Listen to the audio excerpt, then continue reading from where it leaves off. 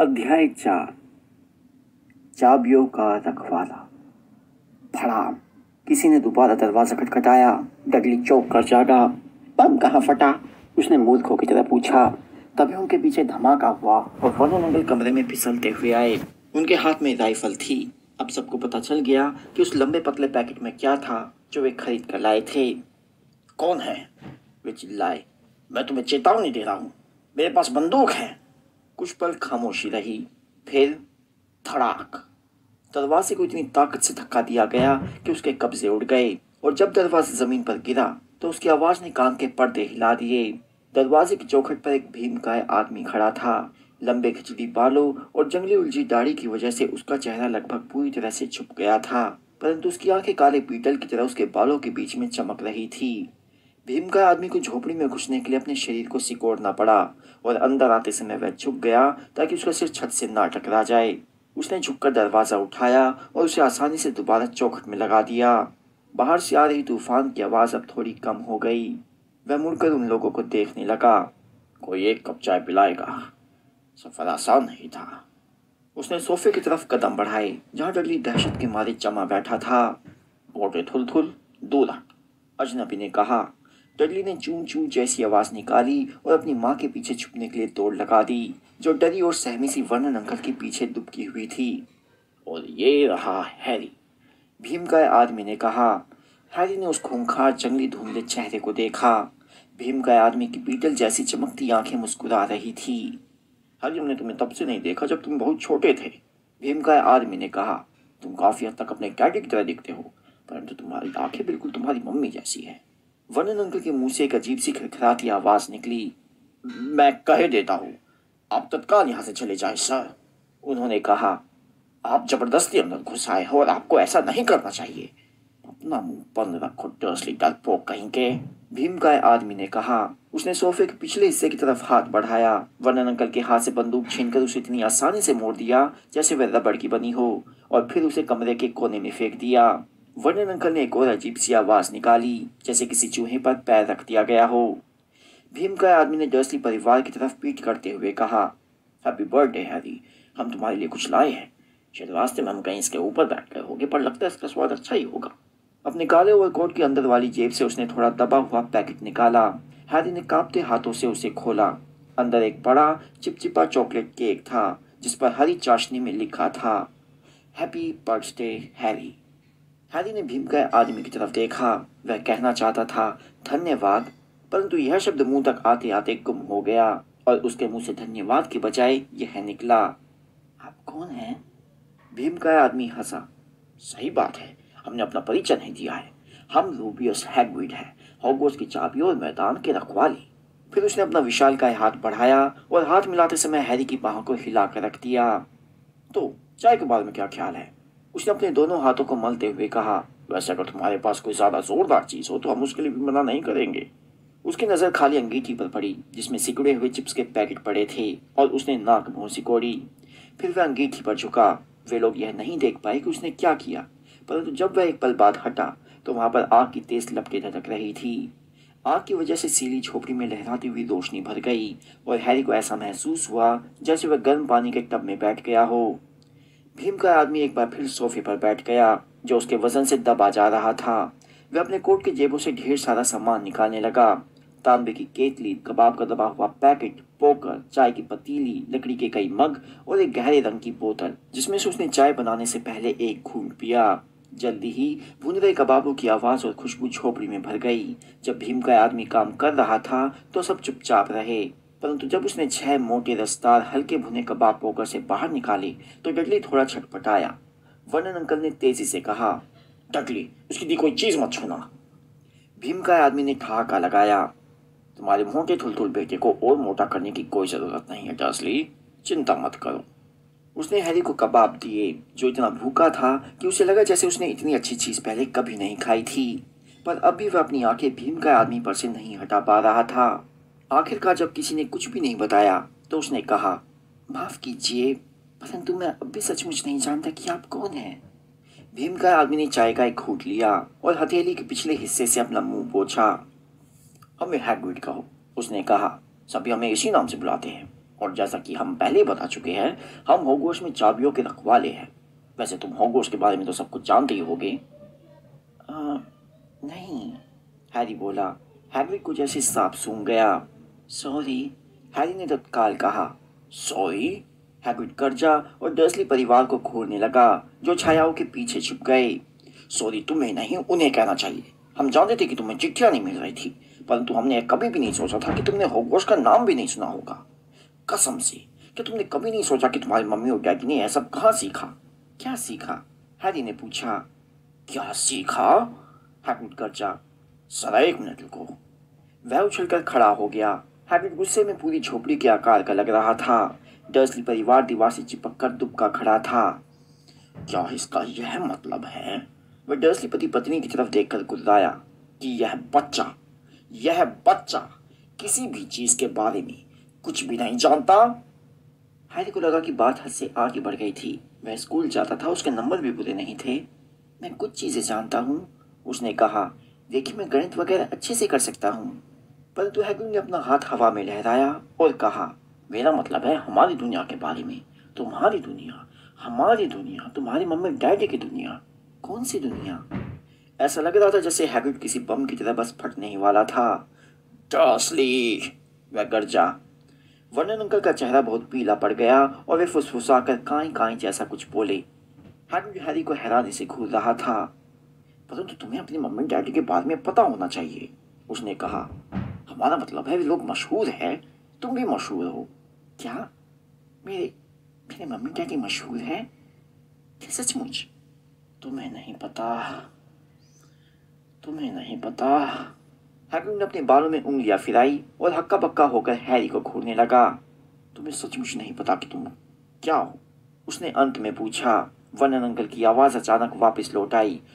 रुक जाइए, उन्होंने आदेश दिया। यहीं पर रुक जाइए सर। मैं आपको मना करता हूँ कि आप इस लड़के को कुछ भी ना बताएं।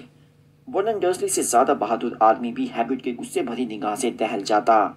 जब हैग्रिड बोला तो उसका हर शब्द गुस्से के मारे थरथरा रहा था। तुमने उसे कभी नहीं बताया? तुमने उसे कभी नहीं बताया कि उस चिट्ठी में क्या था जो डंबलडोर उसके लिए छोड़ गए थे? हम वही थे। हमने अपनी आंखों से डंबलडोर को चिट्ठी छोड़ते देखा था डर्सली। तुमने इतने सालों तक उससे अब बात छुपा कर रखी। कौन सी बात छुपा कर रखी? हैरी ने उत्सुकता से पूछा। ठहर जाइए, मैं आपको मना कर रहा हूँ। आतंकित होकर वर्नन अंकल चीखे। पेचुनी आंटी ने घबराकर सिसकारी भरी। तुम दोनों भाड़ में जाओ और जाकर अपना सिर धुनो, हैग्रिड ने कहा। तुम एक जादूगर हो हैरी। झोपड़ी के अंदर खामोशी थी। सिर्फ समुद्र और सीटी बजाती हवा की आवाज़ें सुनाई दे रही थी। मैं क्या हूं? हैरी ने तेज तेज सांस लेते हुए कहा। जादूगर, और क्या? हैग्रिड ने कहा और सोफे पर एक बार फिर बैठ गया, जो उसके बोझ से दबकर कराहता हुआ थोड़ा और नीचे धंस गया। और हम कहते हैं कि तुम बहुत अच्छे जादूगर हो, बस तुम्हें कुछ साल और सीखने की जरूरत है। तुम जिन मम्मी डैडी के बेटे हो, उनका बेटा और क्या हो सकता है?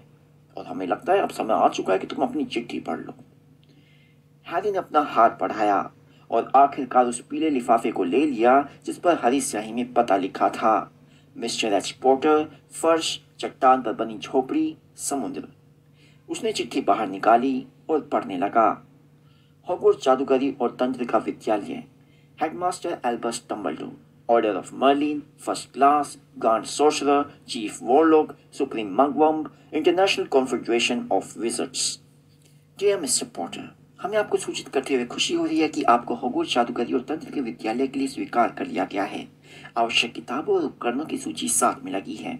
स्कूल 1 सितंबर से शुरू होगा। हम 31 जुलाई तक आपके उल्लू का इंतजार करेंगे। आपकी Minerva McGonagall, deputy headmistress. Harry के दिमाग में पटाखों की तरह कई सवाल फूट रहे थे और वह यह फैसला नहीं कर पा रहा था कि पहले कौन सा सवाल पूछे। कुछ मिनट बाद वह अटक अटक कर बोला, वे मेरे उल्लू का इंतजार करेंगे, इसका क्या मतलब है? तूफान की आंख, इससे मुझे याद आया, हैग्रिड ने कहा और उसने अपने माथे पर इतनी जमकर हाथ मारा कि उससे कोई घोड़ा गाड़ी पलट सकती थी। इसके बाद उसने ओवरकोट के अंदर की दूसरी जेब से एक उल्लू निकाला। एक असली, जिंदा, थोड़ा परेशान दिख रहा उल्लू। एक लंबी कलम और चमड़े का एक कागज भी। अपने दांतों को जीभ में दबाकर उसने चिट्ठी लिखी जिसे हैरी दूसरी तरफ से पढ़ सकता था। डियर मिस्टर डंबलडोर, हैरी को उसकी चिट्ठी दे दी है। हम कल उसका सामान खरीदने के लिए उसे ले जा रहे हैं। मौसम भयानक है। आशा है आप सकुशल हो गए। हैग्रिड। हैग्रिड ने चिट्ठी मोड़ी और उसे उल्लू को पकड़ा दिया, जिसने उसे अपनी चोंच में दबा लिया। इसके बाद हैग्रिड दरवाजे तक गया और उल्लू को तूफान में उछाल दिया। फिर वह वापस आया और बैठ गया, जैसे करना उतना ही सामान्य हो जैसे फोन पर बात करना। हैरी को ध्यान आया कि उसका मुंह खुला हुआ है और उसने उसे तत्काल बंद कर लिया। हम कहाँ थे? हैग्रिड ने कहा, परंतु उसी समय वर्नन अंकल आग की रोशनी में आगे आए। उनका चेहरा राख जैसा था, परंतु वे बहुत नाराज लग रहे थे। वह नहीं जाएगा, उन्होंने कहा। हैग्रिड घुरघुराया और बोला, हम देखना चाहेंगे कि तुम जैसा बड़ा मगलू से कैसे रोकता है। क्या? हैरी ने दिलचस्पी से पूछा। मगलू, हैग्रिड ने कहा, जो जादू न जाने। हम लोग जादू न जानने वाले लोगों को इसी नाम से पुकारते हैं, और यह तुम्हारा दुर्भाग्य कि तुम दुनिया के सबसे बड़े मगलू परिवार में पैदा हुए हो। जब हमने इसे रखा था तो कसम खाई थी कि हम यह सब बकवास बंद कर देंगे, वर्नन अंकल ने कहा। हमने कसम खाई थी कि हम उसके अंदर के सारे कचरे को बाहर निकाल देंगे। जादूगर। आपको पता था? हैरी ने कहा। आपको पता था मैं जादूगर हूँ? पता था, पेट्री आंटी अचानक चीखी। हाँ, पता था, बिल्कुल पता था। तुम जादूगर कैसे नहीं होते, क्योंकि मेरी पागल बहन भी तो यही थी। उसे भी इस तरह की चिट्ठी मिली थी और वह इससे स्कूल में चली गई। छुट्टी में जब वह घर आती थी तो उसकी जेब में मेंढक के बच्चे भरे रहते थे। वह चाय के कप को चूहे में बदलती रहती थी। मैं ही अकेली ऐसी थी जो उसकी असलियत जानती थी। वह दीवानी हो गई थी, परंतु मेरे मम्मी डैडी तो खुशी से फूले नहीं समा रहे थे। अरे नहीं, हमारे लिए तो ये थी, हमारे लिए तो वो थी। उन लोगों को गर्व था कि उनके घर में भी एक जादूगरनी थी। वे एक लंबी सांस लेने के लिए रुकी और फिर बोलने लगी। ऐसा लगता था जैसे वे कई सालों से भड़ास निकालना चाहती थी।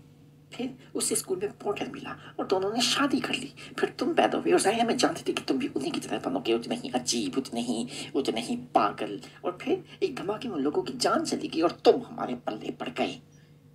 हैरी का चेहरा बिल्कुल सफेद पड़ गया था।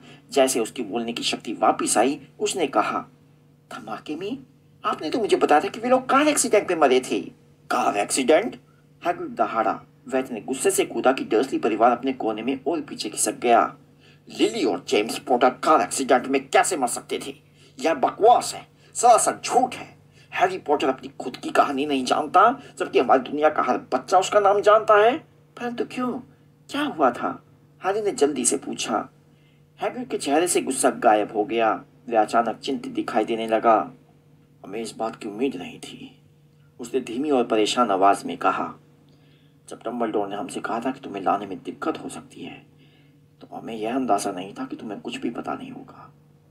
ऐसे हैरी, हमें नहीं मालूम कि तुम्हें बताने के लिए हम सही आदमी है या नहीं, परंतु किसी न किसी को तो पता नहीं पड़ेगा। बिना जाने तुम हॉगवर्ट्स कैसे जा सकते हो? उसने डर्सली की तरफ नफरत से देखा। तो अच्छा यह होगा कि तुम उतना जान लो जितना हम तुम्हें बता सकते हैं, परंतु ध्यान रखना, हम तुम्हें सब कुछ नहीं बता सकते। यह एक बहुत बड़ा रहस्य है। हम तुम्हें सिर्फ कुछ ही बातें बता सकते हैं।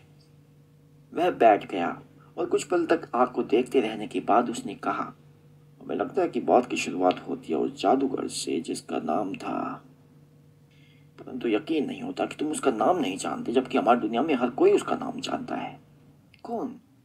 देखो, अगर हमारा बस चलता तो हम उसका नाम कभी नहीं लेते। कोई भी उसका नाम लेना पसंद नहीं करता। पर क्यों? तूफान की आंख है, ये लोग अब भी डरे हुए हैं। हे भगवान, इस बात को समझाना कितना मुश्किल है। देखो, वह एक ऐसा जादूगर था जो गलत रास्ते पर चला गया और इस रास्ते पर बहुत आगे पहुंच गया। इससे भी बुरा, बुरे से भी बुरा। उसका नाम था। हैग्रिड ने मुंह खोला, परंतु शब्द बाहर नहीं निकले। आप लिखकर बता दें, हैरी ने सुझाव दिया। नहीं, हमें उसके नाम की स्पेलिंग नहीं आती। ठीक है, वोल्डेमॉर्ट। हैग्रिड को कपकपी छूट गई। अब दोबारा हमसे उसका नाम मत कहलवाना। बहरहाल, यह जादूगर आज से करीब 20 साल पहले दूसरे जादूगर को अपने दल में शामिल कर रहा था। कई जादूगर उसके दल में चले गए। कुछ तो डरे हुए थे, कुछ उसकी ताकत में थोड़ा हिस्सा चाहते थे, क्योंकि वह अपने आप को सचमुच ताकतवर बना चुका था। बहुत बुरे दिन थे हैरी।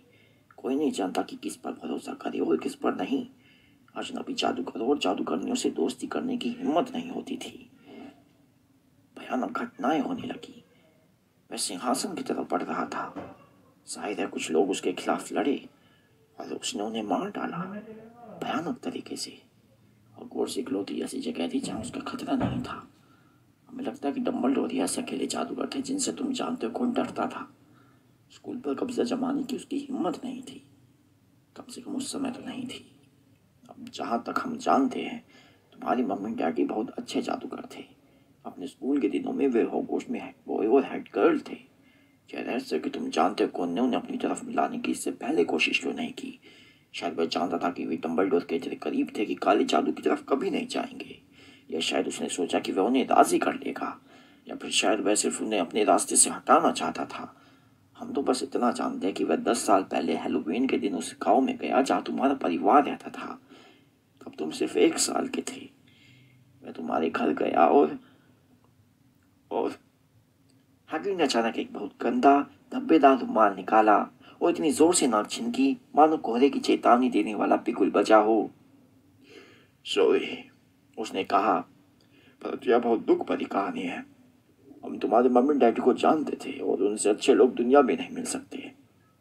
खैर, तुम जानते हो कौन ने उन्हें मार डाला।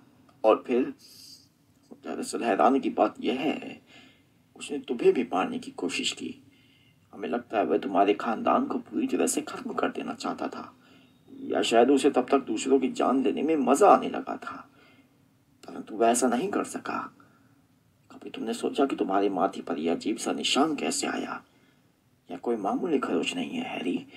ऐसा घाव तब होता है जब कोई शैतान किसी को शक्तिशाली और बुरा शाप देता है। तुम्हारी मम्मी डैडी और घर को तो उसने पहले मिटा दिया था, परंतु उसका जादू तुम पर नहीं चल पाया हैरी, और इसीलिए तुम मशहूर हो। उसने जिन लोगों को मारने का फैसला किया उनमें से एक भी जिंदा नहीं बचा, कोई भी नहीं, सिवाय तुम्हारे।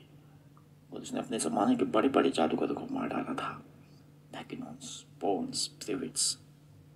तुम तो छोटे से बच्चे थे और फिर भी तुम जिंदा बच गए। हैरी के दिमाग में बहुत दर्दनाक विचार आ रहे थे। जब हैग्रिड की कहानी खत्म हुई तो एक बार फिर हैरी ने रोशनी की चकाचौंध देखी और उसे वह पहले से भी ज्यादा साफ दिखी। अब उसे कुछ और भी याद आया। जीवन में पहली बार एक तेज, भावहीन, क्रूर हंसी। हैग्रिड उसे दुख भरी निगाहों से देख रहा था। तबाह हो चुके घर में से तुम्हें हम खुद निकाल कर लाए थे, डम्बलडोर के कहने पर। फिर हम तुम्हें इन लोगों के पास ले आए। बकवास बहुत हो चुकी, वर्नन अंकल ने कहा। हैरी उछल पड़ा। वह लगभग भूल गया था कि डर्सली परिवार भी वहां पर था। निश्चित रूप से ऐसा लग रहा था जैसे वर्नन अंकल की हिम्मत वापस लौट आई थी। वे हैग्रिड को खा जाने वाली नजरों से देख रहे थे और उनकी मुट्ठी तनी हुई थी। अब कान खोलकर सुन लो लड़के, उन्होंने गुस्से से कहा। मैं मानता हूँ कि तुम थोड़े अजीब हो, परंतु शायद इतने अजीब भी नहीं कि जमकर पिटाई करने से तुम्हारा इलाज ना हो सके। और जहाँ तक तुम्हारे माता पिता के बारे में कई कई बातों का सवाल है तो सच है कि वे एक जादूगर थे। मैं इस बात से इनकार नहीं करता, पर मुझे लगता है कि दुनिया उनके बिना ज़्यादा अच्छी तरह चल रही है। उन्हें वही मिला जो उन्हें मिलना चाहिए था। इन जादूगरों से घुलने मिलने का नतीजा यही होता है। मुझे ऐसी उम्मीद थी, हमेशा चाहता था कि उनका अंत बुरा ही होगा। परंतु उसी पल हैग्रिड सोफे से उछला और उसने अपने कोट के अंदर से एक टूटी फूटी गुलाबी छतरी निकाली। इसे वर्नन अंकल पर तलवार की तरह तानते हुए उसने कहा, हम तुम्हें चेतावनी दे रहे हैं डर्सली, हम तुम्हें चेतावनी दे रहे हैं। आगे एक भी शब्द कहा तो। दाढ़ी वाले भीमकाय आदमी के हाथ में छतरी की नोक भाले की तरह लग रही थी। घायल होने के खतरे को देखते हुए वर्नन अंकल की हिम्मत एक बार फिर जवाब दे गई। वे दीवार से पूरी तरह टिक गए और खामोश हो गए। अब ठीक है, हैग्रिड ने कहा, जो गहरी सांस लेते हुए एक बार फिर सोफे पर बैठ गया और इस बार सोफा इतना धस गया कि फर्श से जा लगा। इस बीच हैरी को बहुत से सवाल पूछने थे, सैकड़ों सवाल। परंतु वो, सॉरी, मेरा मतलब है तुम जानते हो कौन का क्या हुआ? अच्छा सवाल पूछा हैरी। गायब हो गया, खत्म हो गया, उसी रात को जिस रात उसने तुम्हें मारने की कोशिश की थी। इस वजह से तुम और भी मशहूर हो गए। यही तो सबसे बड़ा रहस्य है। देखो, वह दिनों दिन ज्यादा ताकतवर होता जा रहा था, फिर वह क्यों चला गया? कुछ लोग कहते हैं कि वह मर गया, पर हमें लगता है बेकार की बात है। हमें नहीं लगता कि उसमें इतनी इंसानियत बची थी कि वह मर जाता। कुछ लोग कहते हैं कि वह अब भी कहीं पर है और अपना समय काट रहा है, परंतु हमें इस पर भी विश्वास नहीं है। जो लोग उसकी तरफ थे अब हमारी तरफ लौट आए हैं। कुछ तो जैसे लंबे समय तक बेहोश होने के बाद होश में आए। अगर वह वापिस आ रहा होता तो हमें नहीं लगता कि यह लोग लौट कर हमारी तरफ आ सकते थे। हमें ज्यादातर लोगों को मानना है कि वह अब भी कहीं पर है, परंतु उसकी शक्तियाँ चली गई है। वह इतना कमजोर हो गया है कि अब कुछ नहीं कर सकता, क्योंकि तुम्हारे पास कोई ऐसी चीज थी हैरी जिसने उसे खत्म कर दिया।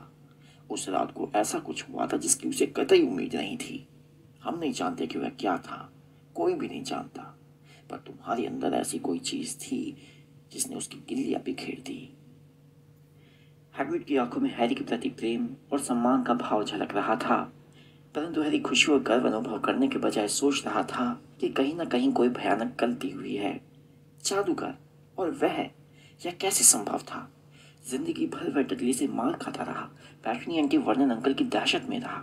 अगर वह सच में जादूगर होता तो जब वे लोग उसे अलमारी में बंद करते थे तो वे मस्सेदार मेंढक क्यों नहीं बन जाते थे? अगर उसने कभी दुनिया के सबसे बड़े जादूगर को पछाड़ दिया था तो फिर डडली उसे हमेशा फुटबॉल की तरह किक कैसे मारता रहता था? हैग्रिड, उसने धीमे से कहा, मुझे लगता है आपको कोई गलत फहमी हुई है।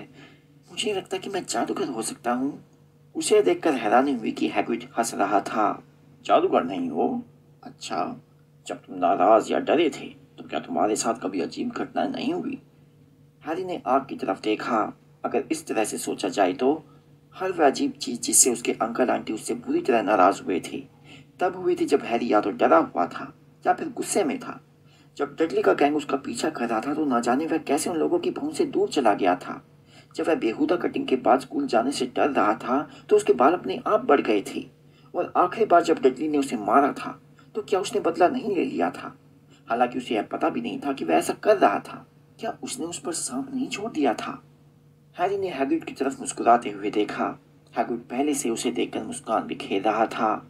देखा, हैग्रिड ने कहा, हैरी पॉटर जादूगर कैसे नहीं है? तुम जरा ठहरो तो सही, तुम हॉगवर्ट्स में मशहूर हो जाओगी। परंतु वर्नन अंकल बिना लड़े हार मानने वाले नहीं थे। मैंने तुम्हें पहले बता दिया कि वह कहीं नहीं जाएगा, उन्होंने फुफकारते हुए कहा। वह स्टोन वॉल हाई स्कूल में पढ़ने जा रहा है और इसके लिए उसे हमारा एहसान मानना चाहिए। मैंने वो चिट्ठियां पढ़ी है और उसे बहुत सी वाहियात चीजें चाहिए, जादू बंदर की किताबें, जादुई छड़ी, और अगर वह जाना चाहता है तो तुम्हारा जैसा बड़ा मगलू इसे नहीं रोक सकता। हैग्रिड गुर्राया, लिली और जेम्स पॉटर का बेटा और हॉगवर्ट्स ना जाए? तुम पागल हो गए हो? उसका नाम तो वहां उसी दिन से लिखा हुआ जब वह पैदा हुआ था। वह दुनिया में जादूगरी और तंत्र के सबसे अच्छे स्कूल में जाएगा। 7 साल वहां रहने के बाद वह खुद को पहचान नहीं पाएगा। वह अपनी तरह के बच्चों के साथ रहेगा जो यहाँ से बहुत अच्छा रहेगा, और वह हॉगवर्ट्स के महानतम हेडमास्टर एल्बस डंबलडोर की देख रेख में जादू सीखेगा। इसे जादू के करतब सिखाने के लिए मैं किसी संत के बुड्ढे को पैसे नहीं देने वाला। वर्नन अंकल चीखे, परंतु अब उन्होंने हद पार कर ली थी।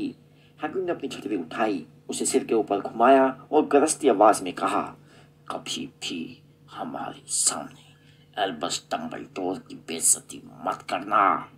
हवा में झूलती छतरी को खट से नीचे लाते हुए उसने उसकी नोक डडली की तरफ कर दी। एक जामुनी रोशनी चमकी, पटाखे जैसी आवाज हुई, एक तेज चीख सुनाई दी और अगले ही पल डडली अपनी जगह पर नाचने लगा।